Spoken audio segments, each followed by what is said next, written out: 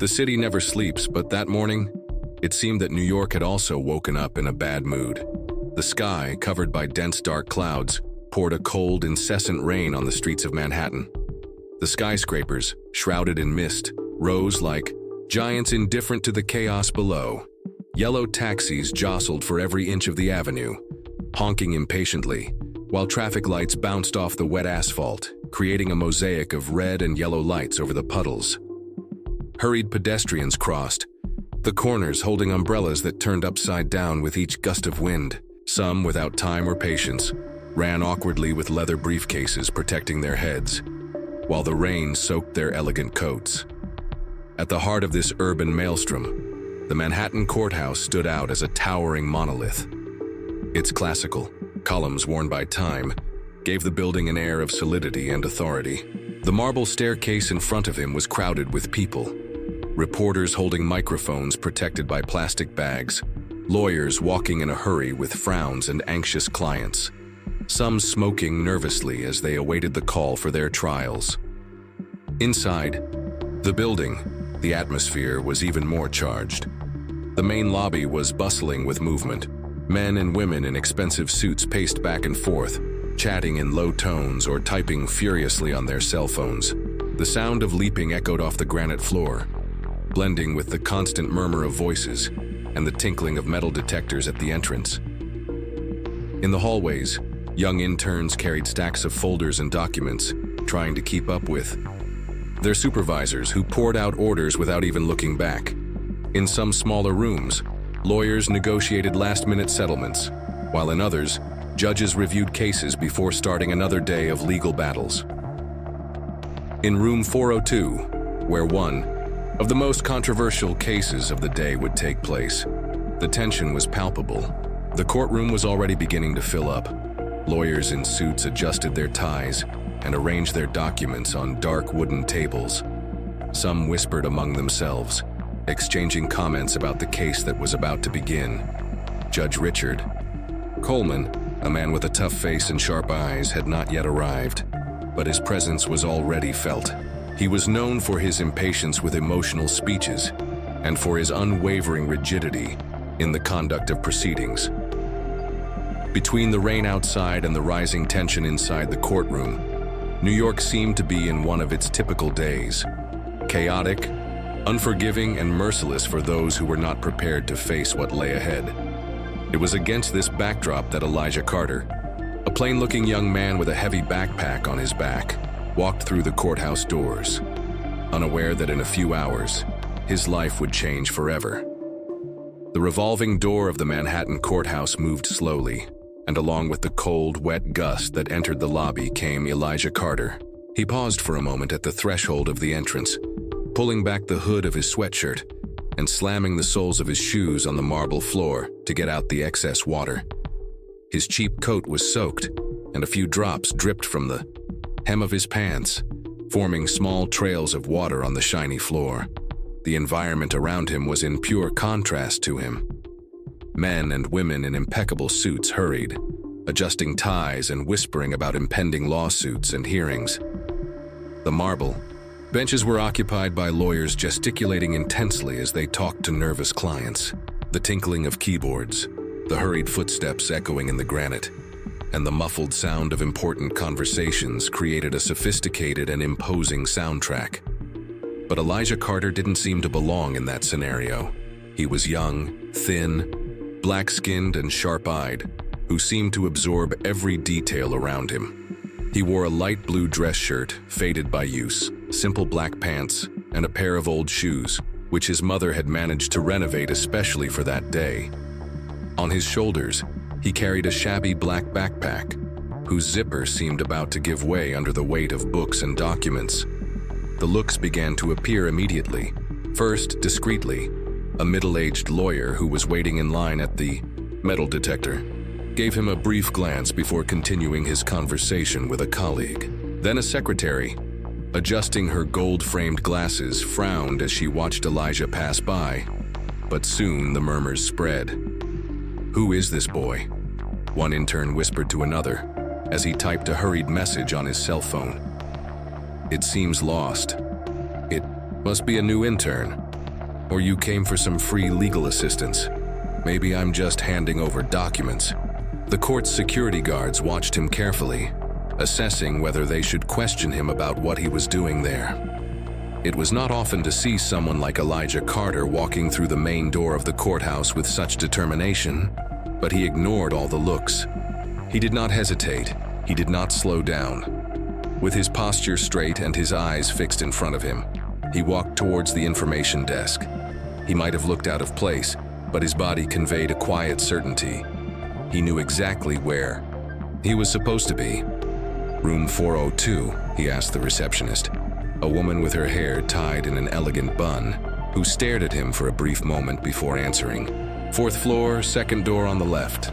Elijah nodded, thanking him with a brief shake of his head, and continued his walk through the courtroom. He felt the stares on his back, the silent judgment around every corner, but he didn't let it affect him. At every turn, he knew he was about to challenge a system that he had always hoped he would fail.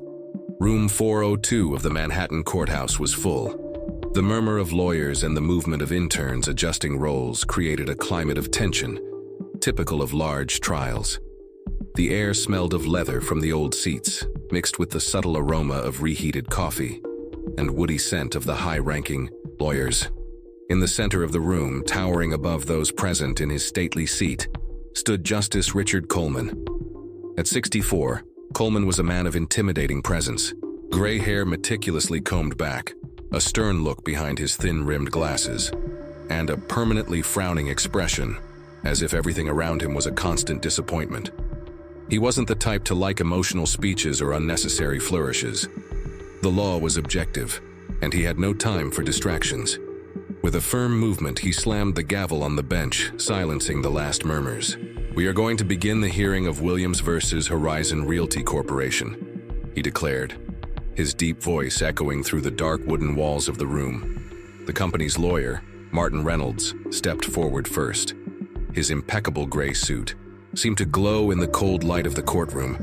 He carried the confidence of someone who had already won dozens of cases like that. "Representation of Horizon Realty present, Your Honor." The judge just nodded and turned his gaze to the other party. "And the plaintiff's representation?" There was a moment of silence, a little delay, a tiny hesitation. It wasn't the usual response time he expected from an experienced lawyer. Then Elijah Carter's worn-out shoes resounded on the cold floor as he stood up. The room seemed to freeze for an instant. Eyes automatically turned to the thin young man, with a simple suit that looked like a number larger than necessary, and a worn backpack deposited next to the chair. He did not fit the profile of a lawyer, and then he said, "Good morning, Your Excellency. My name is Elijah Carter, and I am the lawyer for Mrs. Sarah Williams." The silence was absolute. Judge Coleman raised his eyebrows and took off his glasses, as if he needed to clean his lenses to be sure of what he had just heard. Her eyes scanned Elijah from head to toe, her mind processing that information slowly and skeptically. Some lawyers looked at each other, exchanging incredulous glances. Martin Reynolds suppressed a smile in the corner, as if he were watching a ridiculous spectacle. The judge rested his elbows on the bench and intertwined his fingers in front of his face, studying Elijah like a teacher evaluating an insolent student. "I'm sorry, young man. You said, lawyer?" "Yes, Your Honor. I'm here to represent my client." Coleman let out a heavy sigh, tapping his fingertips on the table, impatient. "This is a real hearing, Mr. Carter. We are not in a courtroom rehearsal. For students. Where is Mrs. Williams' real lawyer?" Elijah didn't blink. His posture remained firm, his voice calm but convinced. "It's me, Your Excellency. I have the necessary documentation to prove my license and my ability to act in this court." Coleman leaned forward. There was disdain in his gaze, but also a hint of reluctant curiosity. He reached out to the officer next to his bench. "Very well. Present the documents. Let's see if this is just a misunderstanding." Elijah took a sealed envelope from his backpack, walked with measured strides to the officer, and handed it over. The paper passed from hand to hand until it reached the hands of the judge. Coleman opened the envelope with the slowness of someone who already knew what to expect. Nothing but a bureaucratic mess, a juvenile mistake that would soon be corrected. But as his eyes scanned the documents, his expression changed. The initial disbelief gave way to a more analytical look. He adjusted his glasses, flipped through the pages again, as if he were looking for an error, some inconsistency. Nothing. The silence in the room was so dense that one could hear the slight creaking of the leather of the seats as those present moved uneasily. Coleman took a deep breath and looked up at Elijah. This time, his voice was not loaded with sarcasm. It was just an objective question, but one loaded with something new, a remnant of cautious respect. "Tell me, Mr. Carter, how did someone your age achieve this?" Elijah held the judge's gaze and replied with the same serenity as before. "A lot of study, Your Excellency. But I'm not here to talk about myself. I'm here to defend my client." For just a second, Judge Coleman didn't know what to say. And for the first time that morning, the court began to see Elijah Carter in a different light. The silence that engulfed room 402 after Elijah Carter's performance was quickly replaced by low murmurs, muffled laughter, and looks of incredulity. The young lawyer, only 18 years old, stood in the center of the room, his shoulders straight, eyes expression firm. But around him, the trial had already begun, and it was not just the case itself. On the right, sitting comfortably in a leather chair, Horizon Realty Corporation attorney Martin Reynolds smiled from the side, a condescending smile, as if he had just witnessed a pathetic deception. He leaned slightly to the colleague next to him and whispered something. She arched her eyebrows and let out a suppressed giggle, averting her eyes from Elijah as if he were a daring intern who had sat in the wrong place. Judge Richard Coleman, still holding the documents presented by Elijah, adjusted his glasses and took a deep breath. His gaze seemed to measure the young lawyer from top to bottom, not as a professional, but as an anomaly within that room. "Mr. Carter, do you expect this court to believe that you, at that age, without a renowned firm behind it, are the attorney for Mrs. Sarah Williams?" Coleman folded his hands across the table, his voice charged with skepticism. Elijah held the judge's gaze. "I don't expect you to believe me because of my age, Your Honor. I hope they believe the facts and the law." A new murmur spread among the lawyers present. There was something disconcerting about this young man. He did not shrink from the challenge. He didn't stutter. He didn't seem shaken by the derision around him. Reynolds cleared his throat, raised his hand as if to excuse himself, and spoke, his tone full of irony. "Your Excellency, with all due respect, this is absurd." He let out a light laugh, looking at the other lawyers in the room as if he expected them to share his incredulity. "This courtroom is a serious place, and honestly, I don't see how we can proceed with a trial when there are legitimate doubts about the competence of the defense." "Legitimate doubts," Elijah countered, folding his arms. "Tell me, Mr. Reynolds, what exactly raises this doubt? My age or my appearance?" The taunt caused some eyes to turn to Reynolds. He hesitated for a second, as if the question had caught him off guard, but soon regained his sarcastic tone. "Let's be honest, Mr. Carter. You can have your documents, but advocacy is not just about having a degree." He made a theatrical gesture with his hands. "It takes experience. It takes maturity. The law is not an experiment for young prodigies to test their skills." Elijah kept his face impassive, but he felt the weight of those words. He knew that for men like Reynolds, he would never be enough.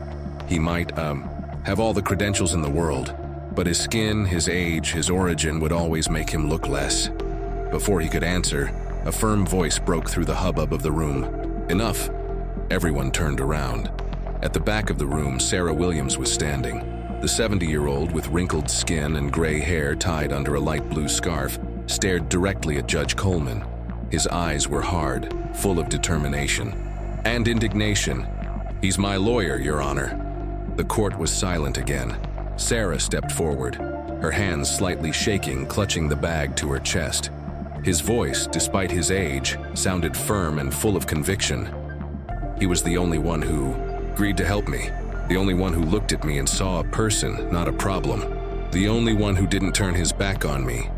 And now, do you judge him? She stared at the lawyers around, especially Reynolds.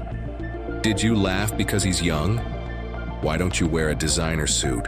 Why doesn't it come from a large firm?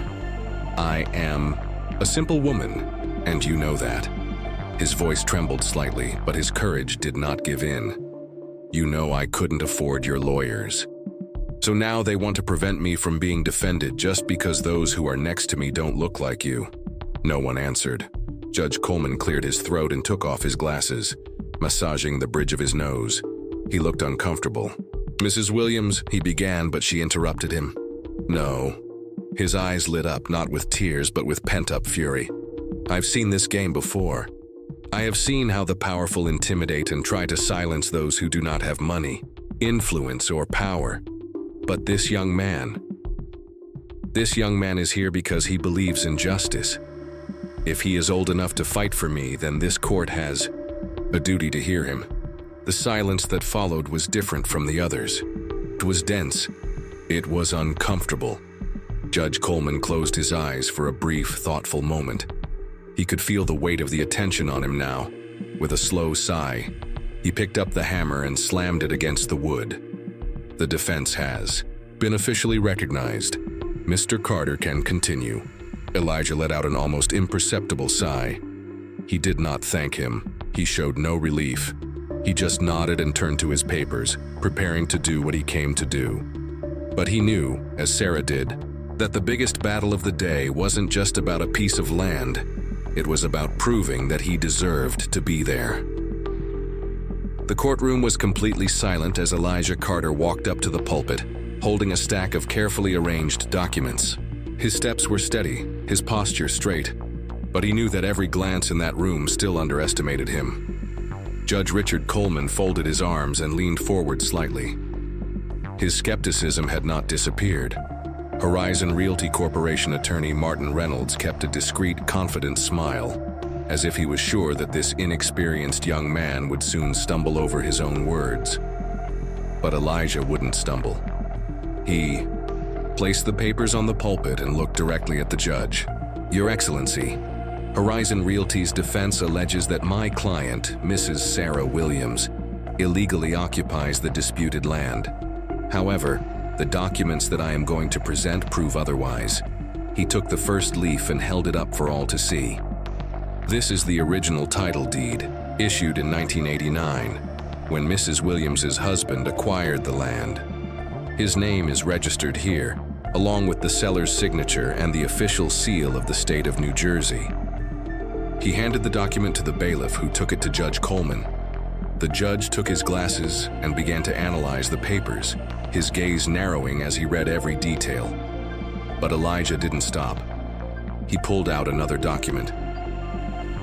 "Here is a second record from 1999, which confirms the transfer of the land to the name of Mrs. Williams after the death of her husband. This document was notarized by the local notary office and was never challenged until Horizon Realty attempted to claim ownership on the grounds that the land never belonged to my client." Another document passed through the hands of the officer to the judge. This time Coleman did not disguise his surprise. But Elijah wasn't done.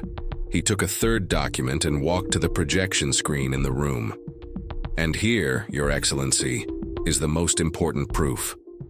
He pressed a button, and an enlarged signature appeared on the screen.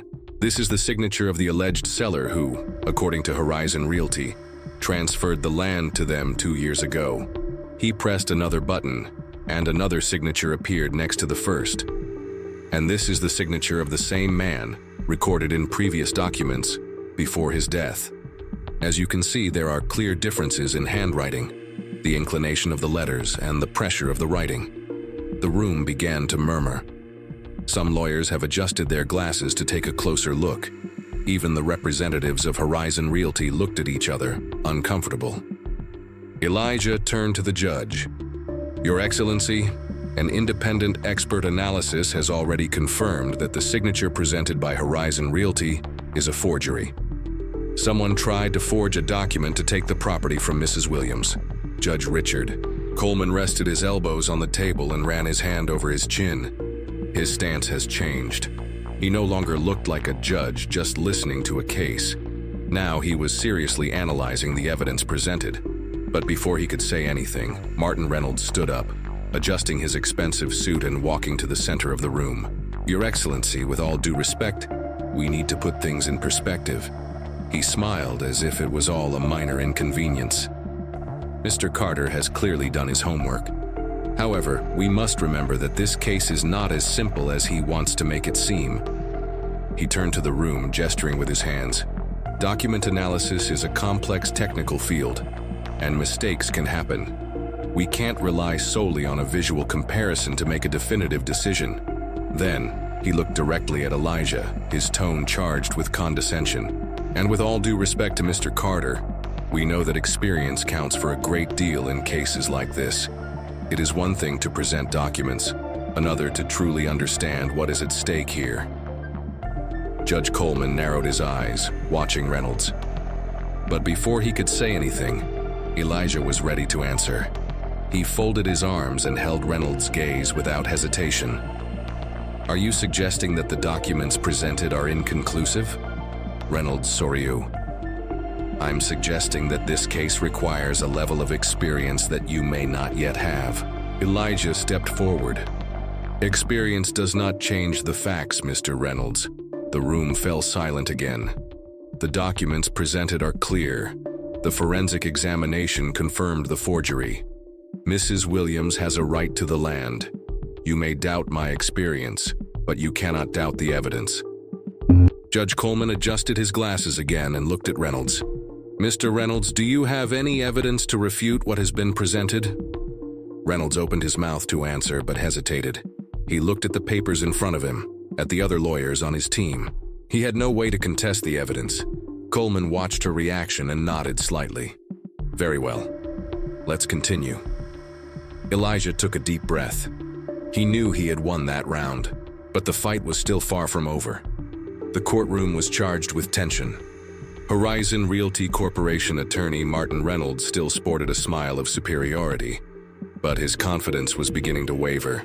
Judge Richard Coleman flipped through the documents presented by Elijah Carter, his expression grave. Elijah, for his part, remained calm but attentive. He knew that this was the decisive moment. Not only did he need to prove Horizon Realty wrong, he needed to dismantle their case definitively. "Your Excellency, if you will allow me, I would like to present one last piece of evidence that clarifies once and for all the fraud in the documents presented by Horizon Realty." The judge adjusted his glasses and nodded with a slight hand gesture. "Very well, Mr. Carter. Go on." Elijah walked over to the defense desk and grabbed a tablet that was inside his battered backpack. He turned on the device and connected the screen to the courthouse projector. The eyes of everyone present turned to the large screen at the front of the room. "Here is the signature of Mr. Benjamin Clark, the former owner of the land, as recorded in the original 1989 transfer." On the screen, a signature appeared enlarged. The handwriting was elegant, inclined to the right, with well-spaced letters and an even pressure of the pen. Now this is the signature that Horizon Realty presented as proof of the sale of the land to them. A second signature appeared next to the first. The murmurs began before Elijah even said anything. The difference between the signatures was stark. The new signature was shaky, with an uneven slope and a clearly different pressure. With the naked eye, we can already see that something is wrong. But just in case, I requested a digital forensic analysis which I used with software that specializes in verifying signatures. Here are the results. On the screen, an animated overlay of the two signatures was displayed. The original and fake signatures were compared in real time, with red lines highlighting the inconsistencies. Elijah continued. "As we can see, there are significant variations in the curvature of the letters, in the spacing, and in the pressure of the writing. In addition, further analysis revealed that the signature presented by Horizon Realty was digitally copied and tampered with." The murmur in the room increased. Even the lawyers who had looked at Elijah with disdain began to exchange surprised glances. Judge Coleman straightened up in his chair and turned his eyes to Martin Reynolds. "Mr. Reynolds, what does the defense have to say about this?" Reynolds cleared his throat, trying to keep his composure. But his discomfort was visible. Your Excellency, subscriptions may vary over time. A person's handwriting can change. Elijah didn't allow him to finish. It is true that signatures can change, but not to the point that a forensic expert attests to fraud. He slid his finger across the tablet and brought a digital expert report to the screen, signed by one of the country's leading experts in forensic analysis. Here is the official expert's opinion. He confirms that the signature presented by Horizon Realty was digitally forged and does not belong to Mr. Clark. The court was completely silent. The final blow. Judge Coleman took a deep breath. His gaze was now sharp as he stared at Reynolds. Mr. Reynolds, I am waiting for an answer. Horizon Realty's lawyer swallowed hard. He looked at his assistants, but no one had a way out of this situation. They had been defeated. Coleman slammed the gavel against the table. We will take a 30-minute break while I analyze all the evidence presented. Elijah stepped away from the pulpit and walked back to his seat, maintaining his firm posture. As she passed through the row of seats, Sarah Williams held her hand discreetly and squeezed tightly. In a silent gesture of gratitude, he had done his part. Now, it was only a matter of time before the truth prevailed. The silence in room 402 was absolute. Each person present knew that something extraordinary had just happened. Justice Richard Coleman, a man accustomed to controlling every detail of the hearings he presided, now found himself facing a rare moment. A moment when he had no immediate answer. He held the documents presented by Elijah Carter with his hands clasped together, his fingers squeezing the paper lightly as if trying to extract from it some flaw, some inconsistency, something that could dismantle the young lawyer's argument. But there was nothing. The whole room was waiting.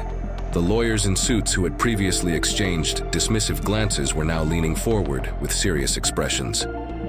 Horizon Realty attorney Martin Reynolds cleared his throat repeatedly, his gaze lost between the papers in front of him, as if suddenly all his years of experience meant nothing. Sarah Williams, sitting in the front row, held her hands in her lap, her eyes teary but fixed on the judge. The hope he had always lacked in the courts now shone on his aging face. Judge Coleman took a deep breath, adjusted his glasses and piled the documents in front of him, trying to buy time. His mind worked fast, but he knew he couldn't ignore what he had just witnessed. The young lawyer, so unexpected, so out of the standards of that courtroom, had just dismantled a case that seemed solid. Finally, he cleared his throat and looked at Elijah. The judge's gaze was no longer one of skepticism. It was something rarer, heavier, hesitant respect. "Mr. Carter," he began, his voice more paused than usual. He didn't want to admit it, but he was surprised. The evidence presented is serious enough to raise legitimate doubts about the authenticity of Horizon Realty's documents. He slid the papers to the side, running his hand over his face before continuing. "Given the weight of the evidence, this court cannot make a hasty decision. I need to analyze everything carefully before issuing a verdict."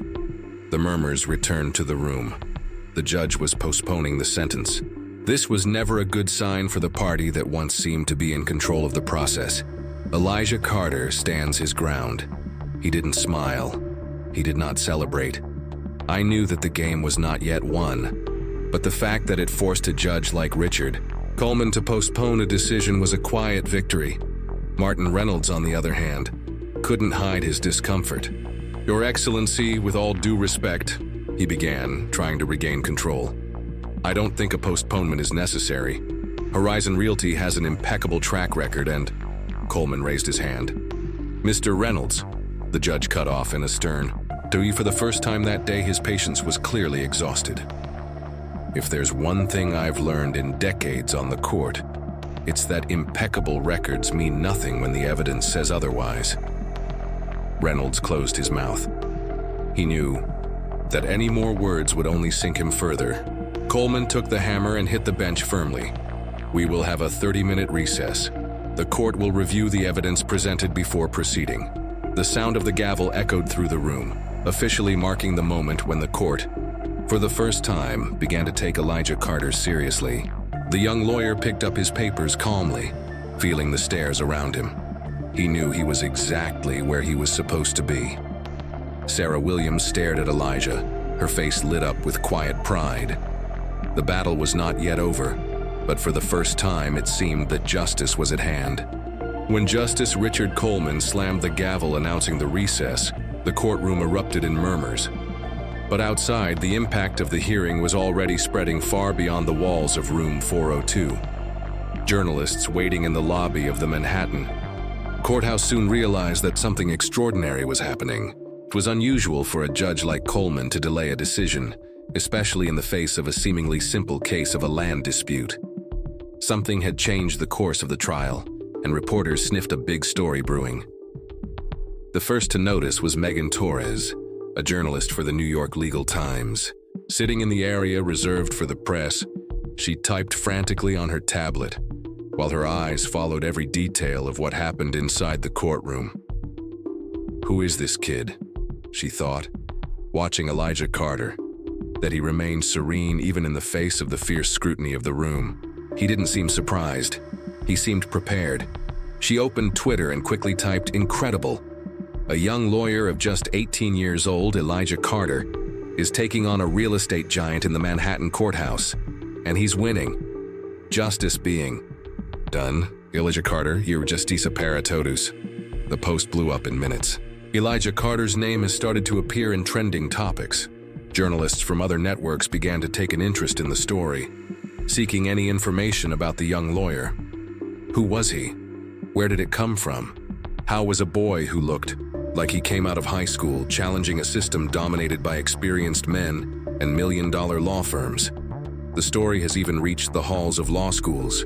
At Columbia Law School, a student named Rachel Liu, who was watching the trial on her cell phone while sipping coffee in the cafeteria, read Megan's tweet and widened her eyes. "Guys, did you see that?" She turned the screen to her colleagues. "There's an 18-year-old lawyer in the Manhattan court unmasking a real estate fraud." 18 years old? Is this real? One of the students asked, picking up his cell phone to check. Yes. Look at this video. The video of Elijah presenting. The forged signatures on the screen in room 402 had already been posted by a viewer and was being shared quickly. In the comments, dozens of people were commenting, "This is surreal. This guy has more courage than many veteran lawyers." Elijah Carter is living proof that talent and determination can overcome any barrier. I can't wait to see how this trial ends. This kid is a genius. The story did not take long to reach the mainstream media. In the recess break, when Elijah left the courtroom to breathe some fresh air, he was surrounded by reporters. Microphones were extended, cameras were pointed at his face. "Mr. Carter, how do you feel being the youngest lawyer to face a corporation of this size?" asked a CNN journalist. "Do you believe that the legal system is fair to lawyers of your age and origin?" Another reporter asked, holding the microphone close to her face. Elijah, however, maintained his stance. He took a deep breath before answering, "What really matters is not me.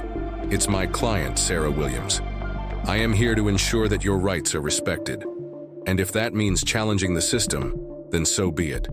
This phrase, captured by several cameras, was aired that night on the main news programs in the USA. And within days, Elijah Carter had become more than a talented young lawyer. He became a symbol. Law students began quoting him in academic forums. Professors used his case as an example of brilliant argumentation.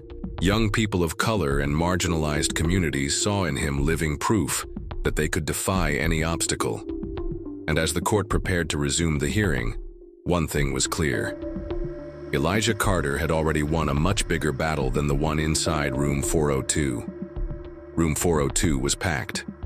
Every seat occupied, every gaze fixed on Judge Richard Coleman, who, sitting in his dark wood chair, flipped through the latest documents in silence. The weight of that moment was felt by everyone. Elijah Carter, standing next to Sarah Williams, couldn't take his eyes off the judge. His heart was beating fast, but his face remained firm, determined. He had done all he could. Now, all that was left was to wait.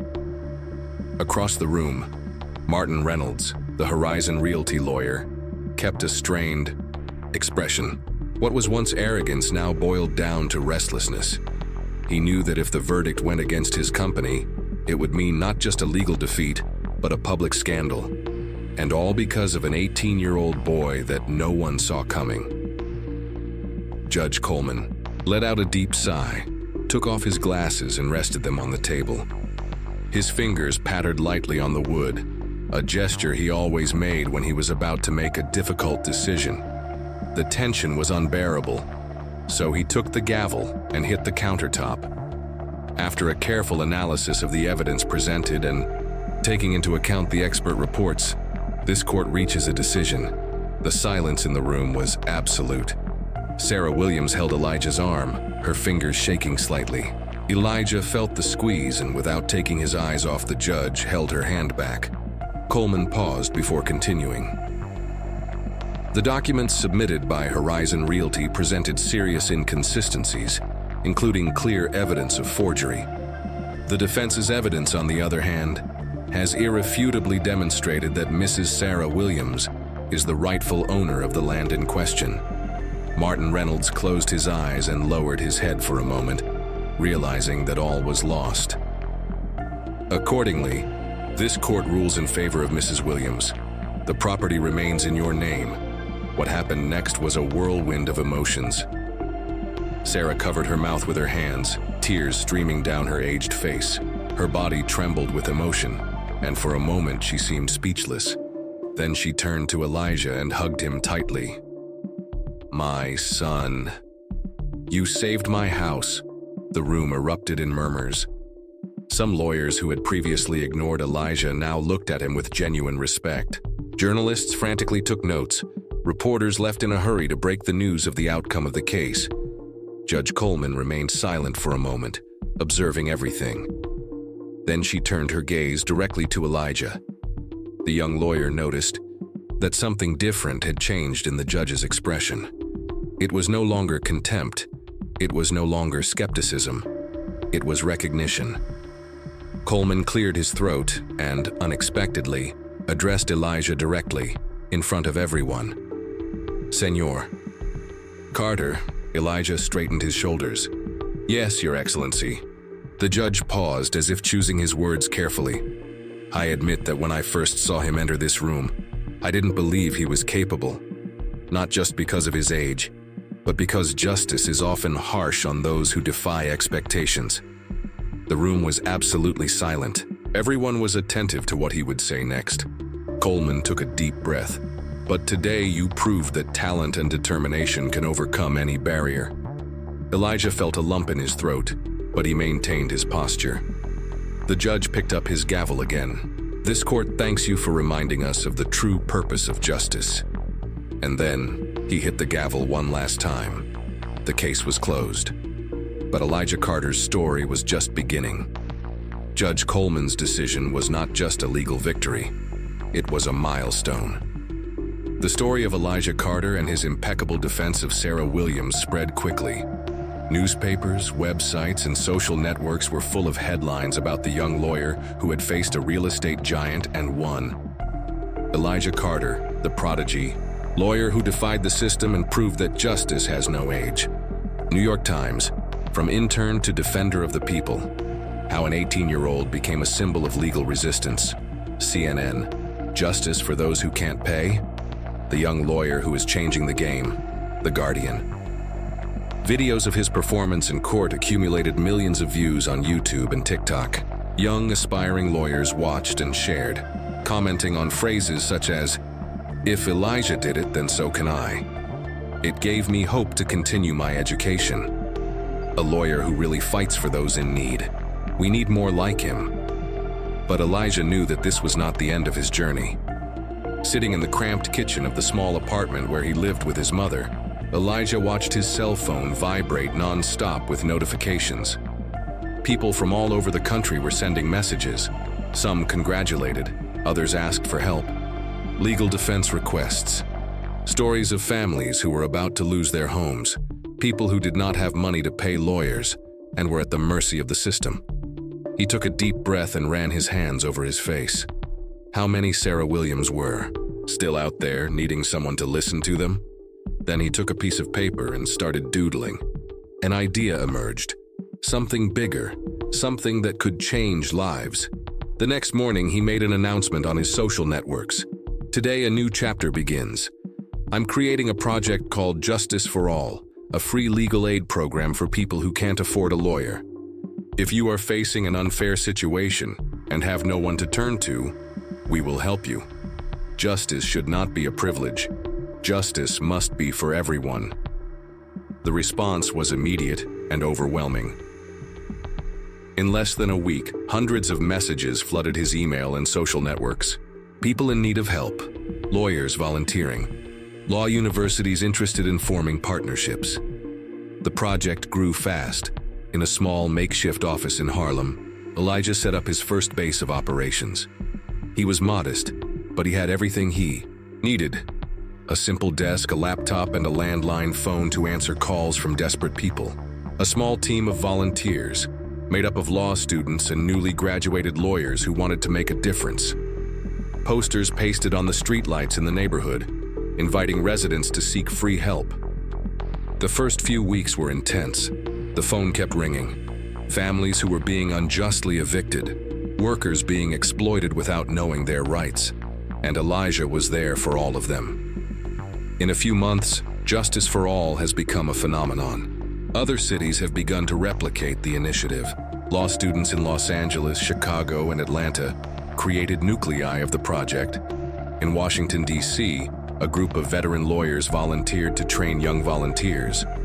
On television, Elijah was invited for interviews. On the program 60 Minutes, he was asked, "You're only 18. Do you feel like you're taking on too much weight?" He smiled without hesitation. Justice has always been a weight carried by a few. If I can help share it with more people, then I'm on the right track. The audience gave a standing ovation. One day, Elijah received an email that paused him for a moment. It belonged to a boy named Malcolm Davis, 16, from Chicago. "Elijah, I wanted to quit school. I thought that no one like me could be a lawyer. But after watching his case in court, I realized there's room for us too. Now, I want to study law and help my community. Thank you for showing that this is possible." Elijah took a deep breath, feeling the weight of those words. He took out his cell phone and immediately replied, "Never give up, Malcolm. Justice needs you. See you in court in the future." His mission was not just to win cases, it was opening doors, it was to inspire, and most of all, it was to ensure that no one was ever silenced for not having money or influence. Because for Elijah Carter, justice would never be a privilege. It would be for everyone.